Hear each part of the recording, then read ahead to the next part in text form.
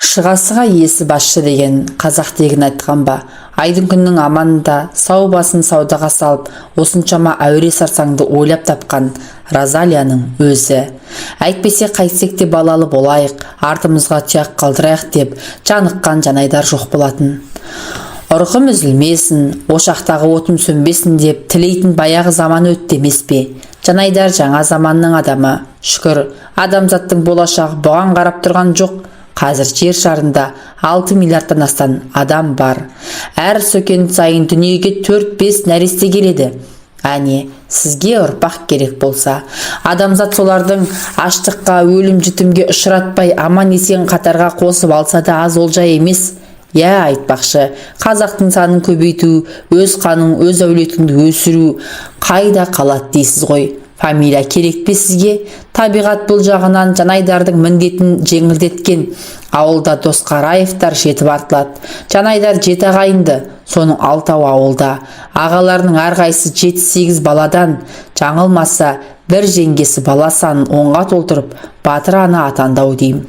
Жанайдар осы қалада солардың балаларын оқуға түсірем деп ақ шаршады. Әр үйден бір бала оқытқанның өзінде таусылып бітілмейді ау. Бертінде ақылы оқуы шыққалы көз ашылды. Әйтеуір бұрынғыдай біреуге барып жалынбайсың, ақшасын төлейсің де қалаған оқуыңа түсе саласың.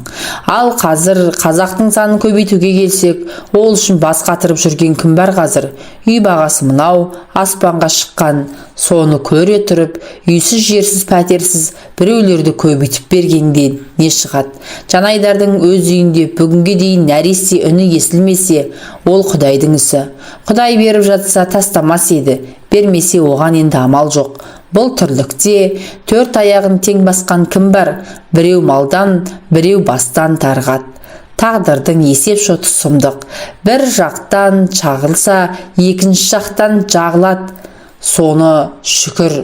Шығындар жай жоқ. Жанайдарда қазір бәрі бар. Сұлу әйел, әсем қора-жай, жүйрік машина, жыл сайын өрге басып түтіне түзу ұшқан бизнес, жора жолдас, дос жаран, осылардың қызығында жүріп, үйленгендеріне 15 жыл толған өздері де аңғармай қалыпты. Қазақта қатын алма, қайын ал деген сөз бар. Бұл жағынан тағдырға өкпесі жоқ. Жанайдар қайын жұртқа жарыған жігіт. Анасы марқұм баяғыда немерелерін уатқанда сал білек, байдың қызын ал білек деп бесік жырын айтушы еді. Сол тілегі кенжесі Жанайдарға дәл келді. Алматыдағы халық шаруашылығы институтын бітірер-бітірместен білдей министрдің қызына үйленді. Мәртебелі ұлықтың мәпелеп өсірген жалғыз қызы. Өзінен 2 жас үлкен, онысына да қараған жоқ. Шет тілдер институтын бітірерде әлде бір жігітке қосыла жаздаған ба, оны да тектеп жатпады. Бүгінгі жастар ондаймен есептеспейді ғой. Жанайдар да тым ғұрапи болып көрінгісі келмеді. Сұңғақ бой, сұлу ажар, келісті келбет көзге түспей қалған жоқ. Розалия оны бір көргеннен ғашық болған көрінеді. Көзі ашық, естияр қыздар біледі ғой кімнің кім екенін. Соңғы сәнмен малынып киінген Розалияның да ақсазандай тоғысқан кезі еді.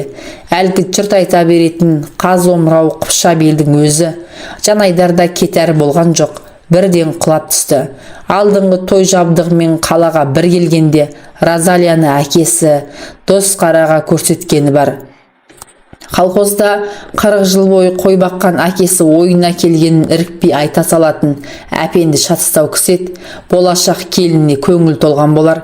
Балам, қатын жағын қатырған екенсің деп бір оңашада мұның құлағын сібәләпті. Арада ай өтпей бұлардың үйлену тойы болды. Онда колхоздың қаспағы әлгі тарамаған кезі. Озат Чопан Досқара баласының тойына бүкіл өрденін тақып келді. Тақ бір өмір бойы министрмен құда болып жүргендей той түрінде шіреніп отырды-ау. Марқұм өмірі жасымайтын ер көңілді кісі еді. Сол тауы шағылмаған, қыры сынбаған күйі дүниеден өтті. Жанайдар мен Розалияның махаббаты бала дәурені тым ұзаққа созылды. әсіресе Жанайдардың қуанышында шек жоқ. Бардам жерден қыз алған неге жаман болсын? Бұл басқалар сияқты тойдан кейін қалай өмір сүрем деп уайымдаған емес. Той үстінде ақ жас отаудың бар қажеті, бұлардың мәселесі шешіліп қойған. Розалияның ағалары, қайын жұрты кеңес дәуірінде билік қызығын әбден көрген, жаңа заманда сол билікті байлықпен ұштастырған үйлі көкжалдар екен. Қаржыгер экономист деген мамандығы бар жігерлі жас күйеу солардың тобына қосылып та кетті. Өмірдің қызығына белшеден батып, табыс табу соңында мықтап түскен Жанайдар тұрмыста әлде бір мұқтажым, кем-кетігім барау деп ойламапты ғой.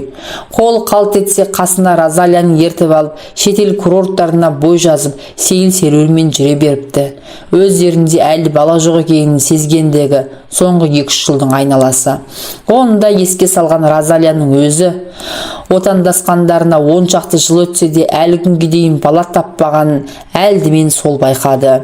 Үйлерінде бәрі бар, тек бала жоқ. Жаратылысынан айтқанын орындап үйренген адуын әйел, ол жоқтың орнын толтыру керек деген байламға келген. Алдымен әркім кім кінәлі екенін анықтау керек. Жанайдарға сездірмей әйелдің өз дәрігерлік тексеруден 1 емес 3 рет өтті. Бірақ қайда барса қорытындысы біреу. Бәрі де Розалияны бала көтермейді деп тауыпты. Студент кезінде бір түсіп тастатқаны бар еді, соның зардабы. Демек, балалы болудың басқа тәсіліне көшпесе амал жоқ. Розалия енді соны зерттей бастады. Бұл заманда оның неше алуан жолы бар көрінеді. Кең тараған түрі жетімдер үйінен бала сырап алу. Алайда мұның күмәнді жағы көбірек, тастаны жетімдер арасында қайбір оңған бала шығар дейсің. Дені сау, ақыл есі бүтін, тәуірінде кезіксе жақсы. Ал қанына арақ пен есірткі араласқан нақұрыс біреуіне жолықса не болмақ? Бала емес пәле тілеп алу ғой мұның арты. Соңғы жылдары кең етек ала қоймаса да тұрмысқа ене бастаған тағы бір тәсіл жалдамалы анаға таптырып алу. Мұның тиімді жері жалдайтын ананы өзің таңдайсың. Балам жақсы болсын десең, неғұрлым дені сау, көрікті әйел іздейсің әрине. Дәрігер сол өзің келіскен әйелге күйеуінің ұрығын қондырып береді. Тек әйелдің ақысын дұрыстап төлесең болғаны. 9 ай 9 күнде балаңды қолыңа салады. Ал әрі қарай баланы емшектен шығарып бер десең, оның ақысы бөлек. Қазір осыны кәсіп етіп жүрген әйелдер бар деседі. Жұмыссыз, кәсіпсіз қалған қыз келіншектерге бұл да талғажау. Бір баланың ақысы біраз жылға азық. Қазір қалталы бай әйелдер бала көтеруге ерініп, әрі сымбатын бұзғысы келмей, қызметтің осы түрін пайдаланып жүрсе керек. Кейін дау шығады деуге негіз жоқ. Нотариус бекіткен шартқа екі жақ қол қоятын көрінеді. Розалия ары ойлап, бері ойлап көріп, осы соңғы тәсілге тоқтаған. Демократияның бір жақсысы, ақшаң болса бәрін істеуге болады екен. Жалдамалы күйеу, жалдамалы әйел, жалдамалы ана. Бәрін жалдауға болады, тек осыған Жанайдарды көндіру керек. Сонан кейінгі басты мәселе дені сау, қаны таза, өзі жас, көрікті әйел табу. Таныс біліс туыстарынан табылса оңды болар еді. Бірақ олардың соңынан еритін піш-піш өсегі жаман. Одан гөрі бейтаныс қаймана қазақтың өзі дұрыс. Розалияның жер туысқан жолымыр жеңгелері бар. Солардан ақылдасып жөн сұраған дұрыс. Сол жеңгелердің ақылымен Жанайдарға бәрін бірден лақ еткізбей шым-шымдап жеткізді. Күйеуіне қолқа салар алдында нағыз назын өткізіп көңілдендіріп алатын әдеті. Әлде қыздан бетер қылығы бар, пұшпағы қанамаған, ту байталдай жас әйел жалындап өртене сүйген кезінде одан төтеп берер еркек кіндік жоқ шығарау. Осылайша күйеуін отқа қақтаған темірдей балқытып алып, бала туралы әңгімеге содан кейін көшіп еді. Алайда Жанайдардың да қырсығы бір басына жететінді. Мына жаңа ортаға келгелі оның санасында қайын жұрттың шылауына кетіп жүрмейін деген бір қарауыл тұратынды. Сол қарауыл дабыл қаққан болар. Намысқой жігіт әйелінің сөзіне бірден ыршып түсті. Әсіресе жетімханадан бала асырап алу дегенде үзілді кесілді қарсы шықты. Мен саған көшеден де бала тауып кел деп қашан айттым? Жалпы маған бала керек деп жалындым ба? деген ашудан өзін қоярға жер таппады. Жетімханадағы иесіз тексіз тастанды баладан жөн түзу адам шығады деп кім айтты саған деп әргіден гөрі сәл сабасына түсті. Өзімнің туған ағам бір бала сенің бауырыңда өссін деп бір жастағы кенжесін осында алып бергенін білесің. Бала керек болса өз қанынан жаралған соны алмайын ба деп сабырлы қалпына қайтадан түсті. Бұл жолы әңгіме осымен тоқтаған. Ағаның баласын асырап алуға келгенде тым ынталы болмай селқостық танытқан Розалияның өзі еді. Сол кінәсі есіне түсті де үндемей құтылды. Арада бірау өткенде тақырыпты қайта жалғастырған. Мынасы мүлде басқа әңгіме. Бұрын қазақ қауымында болмаған тың жаңалық, медицинаның соңғы жетістігі. Екеуі төсекте әрнені сөз етіп жатқанды. Бір сөздің кезегінде Розалия: жарайды, өзге қаннан жаралған бөтен баланы қойдық, ал өз кіндігінен бала сүюге мүмкіндік туып жатса, оған қалай қарайсың? деген күйеуінің әр қимылын аңдып. Құдай беріп жатса, өз баламнан безет дейсің бе? Деді Жанайдар оған онша мән бермей. Қаласаң бала сүюге әлі де кеш емес.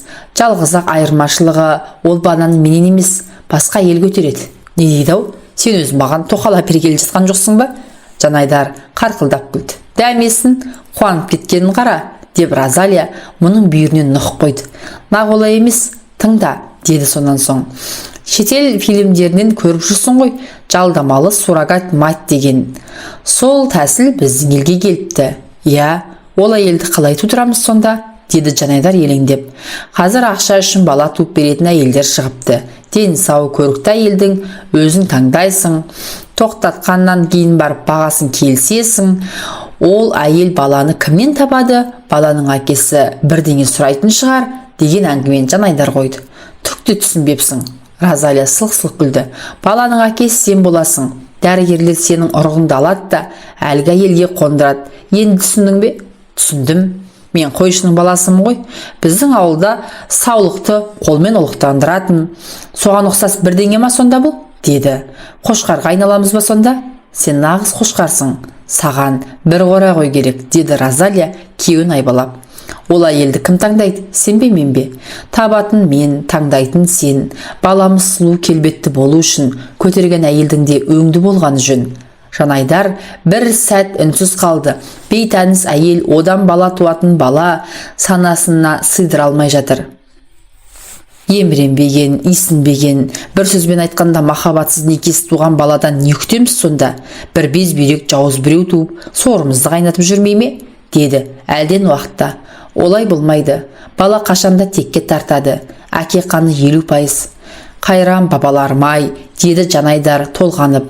Олар ұрпақ мәселесін қандай біргілікпен шешкен десеңші. Бірнеше әйел болған, өз қанымен неше алуан тоғыз жасатқан. Бірінен басшы, бірінен қосшы туған егде Қасым төре мен Құнанбай қажы тоқал алмаса, Кенесары мен Абай туар ма еді? Ол екеуінсіз қазақтың халі не болар еді? Осы сен, Роза, ең жақсысы, маған тоқал алып бермейсің бе? Қуын қара, деді әйелі, айқара құшақтап. Жас келіншекке ауып кетпексің ғой. Мен сені баяғыда басы бітін ұтып алғамын. Енді ешкіммен бөліспеймін. Жарайды, ойнасақ та біраз жерге шаптық білем. Ертең жұмыс, ұйықтайық, деді Жанайдар сол жақ қырына ауып түсіп. Арада айға жуақ өткен, қарбалас жұмысқа шетелмен сапар қабаттасып, бала туралы әңгіме бірте-бірте аяқ асты ұмтыла бастап еді. Әншейінде бұл үйде бала деген сөз табу, яғни тыйым салынған тақырыпқа жатады. Әйелімнің көңіліне келмесін дей ме? Жанайдар жұрт көзінше балаға еміреніп, шіркін-ай деп жатпайды. Бірақ бала тақырыбын Жанайдар ұмытқанмен, Розалия бұл істің астарын жүргізіп жатыр еді. Енді есіл дерті кеткенін, осы бір іңгәлаған бала даусын есту үшін қолынан келгеннің бәрін жасады. Сол үшін ақшаны да басқанда аяп қалар түрі жоқ. Бұлар бір талайдан үйлерінде қызметші әйел ұстайтынды. Үй жинайды, дүкеннен азық-түлік әкеліп, кешкі тамақтарын істеп қояды. Бұрын ол міндетті егделеу орыс әйел атқарушы еді. Ол Ресейдегі ұлына кетіп қалды да, бұлар біраз уақыт қызметшісіз қалған. Жанайдардың ойында ештеңе жоқ. Бір күні кешке таман өз кілтімен есік ашып ішке кірсе, бір жап-жас әйел үйде жүр. Қыз ба, келіншек пе, жіп тағу қиын. Әйтеуір кімде болса іріп ауызға салғандай мөп-мөлдір. Өзі бет моншағы төгілген ибалы жан екен. Жанайдармен ерін жыбырлатып ізетпен амандасты да ас үйге тез шегініп кетті. Көз ұзамай жұмыстан Розалия келіп қалған. Ол өзі туризм департаментінде әжептәуір бастық. Шет елге шығатын 9 тарау жолдардың кілті осылардың қолында. Өзі бүгін көңілді екен. Ішкі үйден киім ауыстырып қайта шықты да Жанайдарды жаңағы әйелмен таныстырды. Таныс қой, аты Балайым.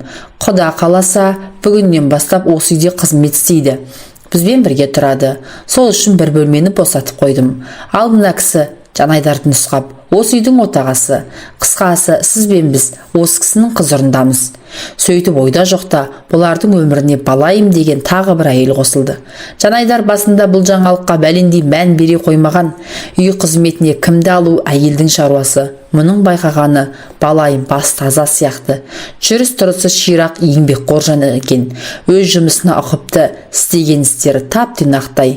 Аз уақытта қос қабатты әсем сарайдың бар шаруасын дөңгелетіп алып кетті. Өзінде еркектің көзін арбайтын жасырын сұлулық, әлде бір тартымдылық та жоқ емес. Тек неден екен әлде қандай жасып қалғандық байқалады. Уақыт өте ұғынғаны Балайым есік көрген келіншек, күйеуі осыдан жыл бұрын жол апатынан қайтыс болыпты. Одан 1 жасар ұл қалған екен. Оны ата-енесі баламыздан қалған тұяқ деп ауылға алып кетіпті. Бұған енді қарайлататын да қарайтатын да түрлері жоқ. Балайым осының алдында Розалияның бір ағасының үйінде 1 жылдай қызметші болған. Розалия келіншекті көріпті де ат түйедей қалап сұрап алыпты. Сірә сол үйдегі жеңгесі екеуінің арыдан ойластырған бір құпия жоспары болса керек. Көп ұзамай осы құпияның шет жағасы біліне бастады. Розалия жеңгесі екеуі үпілдеп жүріп Балайымды жалдамалы ана болуға көндірген сияқты. Жоқшылық кісіге не істетпейді. Балайым басында өйтіп күнәлі болған жайым жоқ деп илікпеген екен. Егер аман есен босансаң, қаладан 2 бөлмелі үй сатып әпереміз дегенді естігенде буынды босай бастапты. Оған дейін осы үйде Розалияның көз алдында ерекше күтімде болады. Өсек аяңға жол жоқ, құпия сақталады. Жанайдардың жанына тигені осының бәрі мұның қатысуымен сырттай кесіліп-пішіліп қойылған. Бұл бейне керек кезінде ұрығын алатын жануар секілді. Айғыр ма, қошқар ма, соған ұқсас бірдеңе. Розалия осының бәрін майда тілмен бипаздап жеткізгенде Жанайдардың ашуы қысқан соншалық ызадан тіл ауыз байланып қалды. Тұла бойы тұтас бомбаға айналған, аузын ашсақ жарылып кететін секілді. Енді қайтып әйелін көрместей, бұл үйдің есігін қайта ашпастай қатты сөздер айтып тастауы мүмкін еді. Ашу дұшпан ақылдос. Бірдемені бүлдірмей тұрғанда аулағырақ кеткенді жөн көрген. Сол оймен ләм-лем деп тіс жармаған күйі есіктен шығып жүре берді. Үй іргесінен басталып тау жаққа бет алатын суыртпақ жол болушы еді. Сол соқпаққа түсті де аяңдай берді. Талай жүрген жолы демалыс күндері 3 сағатта осы маршрутты бір айналып өтетін әдеті. Сол баяғы таныс жартас, таныс қарағайлар. Көз алдына әйелі Розалия кетпет, ақ борықтай сұлу мүсін, тұнжыр көз, бар тізгінді соның қолына алған, қалай ұстатып қойған өзі де білмейді. Алғаш қосылған сәттен солай болған ау сірә. Баланы жастан қатынды бастан деген қазақ тегін айтқан ба? Айналып келгенде кіріптарлықтың кесір ғой бәрі. Әу баста бұл күшік күйеу атанып, осылардың қолына кірді ғой. Сол құдалықтан бұл әлі құтылған да жоқ, құлдық болды. Розалия мұны өзіне жалдамалы күйеу қылды. Енді міне жалдаманы әйелден бала туғызып алған. Енді соған әкетпек. Бәрі де соның қалауы бойынша. Көз алдына ескі суреттер қылаңдады. Ауылда қой ұрықтандыратын орталық болушы еді. Қошқардан алынған ұрықты шыны шишаларда, тоңазғышта сақтайтын. Ұрықтандыру кезінде қой отарлы кезекке тұрып қалады. Мұның әкесі шындағы мұздатылған ұрыққа сенбей, өзінің кілең егіз тудыратын айғыр енді қошқарларынан қолма-қол ұрық алдырып, саулықтарына соны қойдырушы еді. Шопандардың күйлеген қойлары іркілуі де қызық күйлеген сайын сол ұрықты салатын. Айызғанып қошқардың бауырынан бір өтпей кетпейді-ау, кейінгі уақытта қой етінен дәм қашқалы осыдан деседі білетіндер. Енді міне сол малға жасалатын зорлық адамға да келген бе? Адам болғанда да алыстағы біреу емес, Жанайдардың өзіне. Көз алдында өзінің емханада қалай жатқаны, ұрықты қалай беретіні елестейді. Ұрықты бұлар мұздатып қояды ма екен, әлде қолма-қол сала ма? Екінші бір төсекте